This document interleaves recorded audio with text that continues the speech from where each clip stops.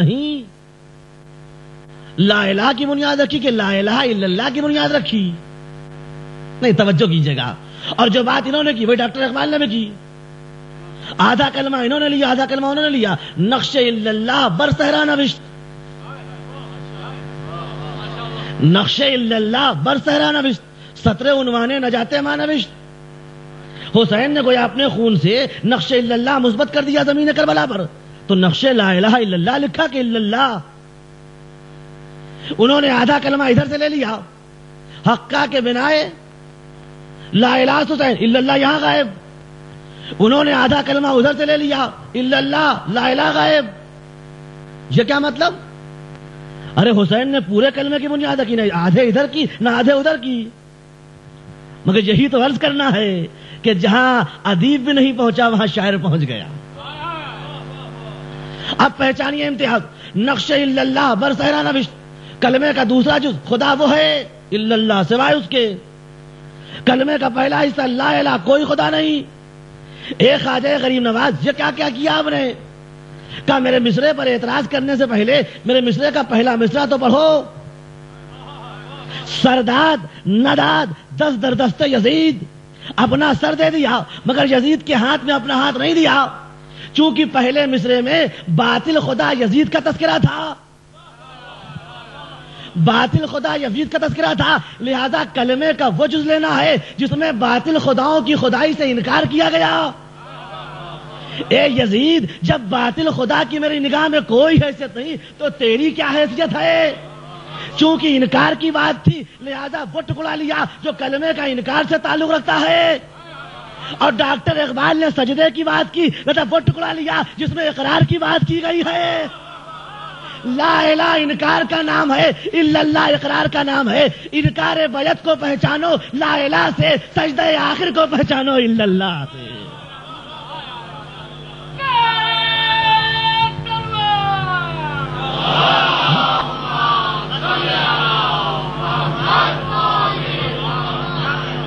کوئی خدا نہیں، لا الہ کلمے کا آغاز کوئی خدا نہیں، کلمے کا اختتام الا اللہ سوائے اس کے.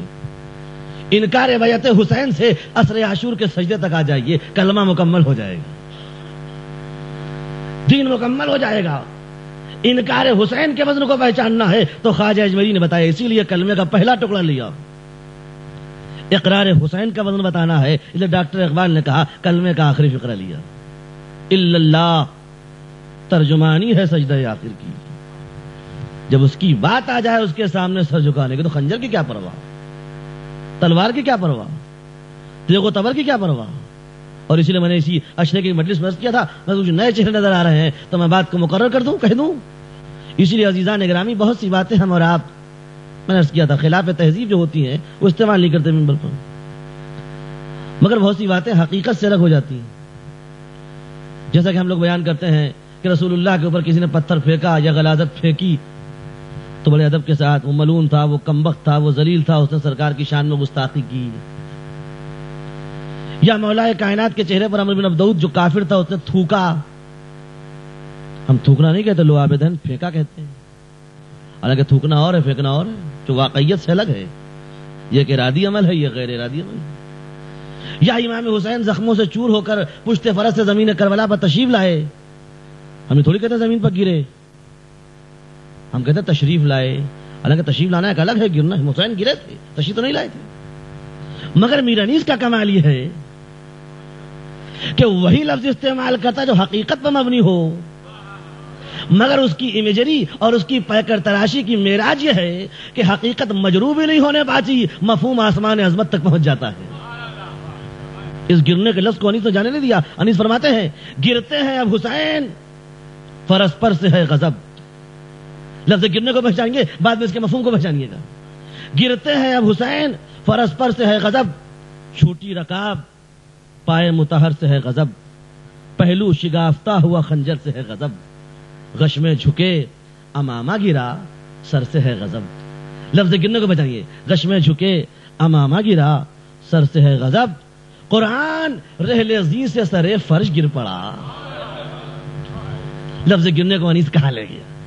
قرآن رحل زی سے سرے فرش گر پڑا، دیوار کعبہ بیٹھ گئی عرش گر پڑا۔ کیا گر سکتا ہے؟ کیا حرمت کعبہ مجروح ہو سکتی ہے؟ اسی لفظ کے استعمال کر کے معنی کی دنیا کو آسمان تک پہنچا۔ یہ ہے انیس کا کمال۔ اور بس چونکہ اس تسلسل مجلس کا لگ جملہ کہہ دوں اور انیس کا تذکرہ بھی آ گیا، ورنہ اس موضوع میں بڑی گنجائش ہے، کبھی پھر گفتگو ہوگی اور سیمینار اس موضوع پر ہوگا تو آپ سے بات چیت ہوگی، اس کا یہ موقع نہیں ہے۔ میں آپ اور شعراء کے درمیان زیادہ دیر تک حائل نہیں رہنا چاہتا، اسی لیے عزیزان گرامی، اصل موضوع اسلام کا کردار۔ اگر تم صاحبان کردار و ایمان کو اپنی شاعری کا موضوع بناؤ تو جس طرح کردار نہیں کٹتا، ایمان نہیں کٹتا، تمہاری شاعری بھی زوال پذیر نہیں، تمہارا ادب بھی لازوال ہو جائے۔ ایسے لوگوں کی تعریف میں تواضع کرنے میں کیا رکھا، جو خود ختم ہو جائیں گے، ان کے ساتھ تمہاری شاعری بھی ختم ہو جائے گی۔ اگر کسی لازوال سے اپنے موضوع سخن کو جوڑ دو گے تو اس کی بقا کے صدقے میں تمہارا ادب بھی قائم رہے گا۔ انیس نے پیکر تراشی میں، منظر نگاری میں، حقیقت نگاری میں کیا کیا باتیں کہیں، اس کا تو موقع نہیں ہے، مگر بس یہی فضائل اور یہی مصائب، اور یہیں سے آپ پہچانیے کہ شعراء کا کیا کنٹریبیوشن ہے اس سلسلے میں۔ اگر حسین نے کسی کو کھینچا ہے لشکر عزیز سے تو کردار سے کھینچا ہے، اور جب کھینچا ہے تو کس طرح کھینچا ہے؟ اپنے جوان بیٹے سے حر نے یہی تو کہا تھا، بیٹا جنت و جہنم کے درمیان کھڑا ہوں، کدھر چلو گے میرے لال؟ کہا بابا جدھر آپ چلیے گا۔ کہا میں چاہتا ہوں حسین کی طرف چلوں، میرے ہاتھوں کو رومال سے باندھو۔ انیس کا کمال پہچانیے، ہاتھوں کو رومال سے باندھو، اور اس کے بعد کہا دور سے دیکھ کے بتاؤ کہ گنہگار لگ رہا ہوں کہ نہیں۔ کہا بابا تو گنہگار معلوم ہو رہا ہے۔ ڈھال کو الٹا، نگاہوں کو جھکایا، ہاتھوں کو باندھا، ادھر سے حر چلے، ادھر سے حسین نے کہا میرے جانبازو استقبال کو بڑھو، مہمان آ رہا۔ جوان بیٹے نے کہا بابا اللہ اکبر۔ کہا بیٹا اللہ اکبر کیوں کہا؟ کہا بابا خوشا نصیب آپ کا احترام اتنا بلند کہ آپ کی تعظیم کو شبیہ پیغمبر علی اکبر آ رہے ہیں۔ پھر اور آگے بڑھے جوان بیٹے نے پھر کہا اللہ اکبر۔ کہا بیٹا آپ کیوں کہا؟ کہا بابا خوشا نصیب آپ کے استقبال کو تصویر علی ابو الفضل عباس آ رہے ہیں۔ پھر اور آگے بڑھے جوان بیٹے نے لہجے کی تکرار کے ساتھ کہا اللہ اکبر اللہ اکبر۔ اقتدار، ٹھوکر، ملک کے رائے سب کو چھوڑ کے ایک حق کے لمبردار پیاسے کے قدموں میں آ رہا ہے۔ کتنا بڑا رسک کور کیا ہے حر نے، لشکر عزیز کو چھوڑ دیا، حسین کے پاس آ رہا ہے۔ اگر حسین اس کے آنے کو نہ مانتے، قبول نہ کرتے تو کیا ہوتا؟ مگر نہیں، اعتبار کتنا تھا حسین کا۔ اور جب حسین کی محبت میں قربان ہو گیا، بس پڑ چکا۔ جب حسین کی محبت میں قربان ہو گیا اور زخموں سے چور ہو کے زمین کربلا پر گرا اور حسین پہنچے، تب اخلاق آل محمد جو غلام کے سلسلے میں ہے اس کو انیس نے بڑے حسین انداز میں پیش کیا۔ حر کا لاشا اٹھا کے لے آئے، مرثیہ سنا ہوگا آپ نے، بخدا فارس میدان تحور تھا حر۔ دیکھیے لفظ شجاعت اور تحور میں بڑا فرق ہے۔